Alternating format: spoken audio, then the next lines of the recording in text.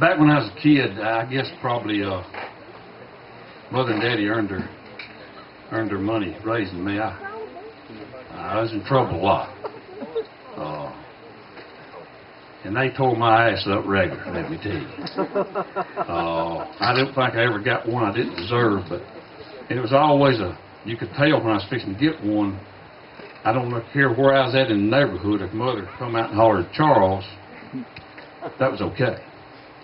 But if she hollered Charles Marvin, that's my middle name, I knew that ass gonna get a whipping. I knew it was coming right then. Next door neighbor moved in, an old widow woman.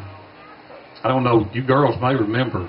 Don't remember the woman I'm talking about? You remember? I do. Cookie lady. Let's don't call them names. She may have some relatives still living in Culver.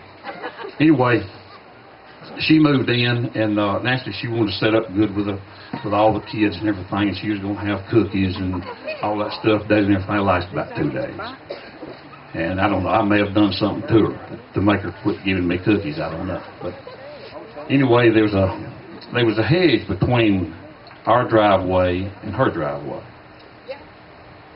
A lot of stuff happened in this hedge.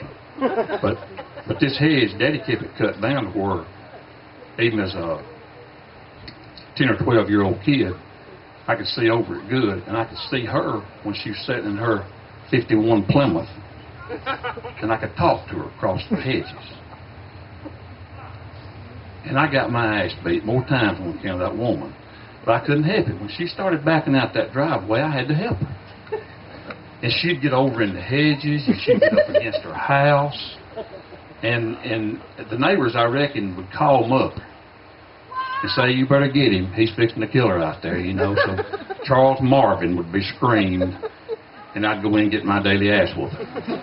Anyway, if she ever made it out to the road, she would I'd help her back out and make sure the traffic and everything. You know, I didn't want anything to happen to her. She's too much fun. She'd back out, and when she'd take off, I'd take off running beside the car. And I might have been screaming and hollering a little bit too. I don't remember, but she'd just keep giving it gas, but wouldn't be letting the clutch out. And it just, that motor's going wide open. And after a while, she'd let the clutch out, and that thing would still be barking the tires when it went past the crossroad down there. And sure enough, Charles Marvin. God almighty, how'd they know that? I go in there and I get my ass whipping, come back out. Just so happened one day I was at the end of the driveway, and she come home. So when she turned in, and I run up beside the hedge there, you know, was yipping and hollering and racing. And boy, she shot the gas, that thing, let the clutch out. We went down through there. And when she went in the garage, it went from bright sunlight to darkness. She went right out the back of that bag. Just right out the back of it. Man, you talk about an ass whooping.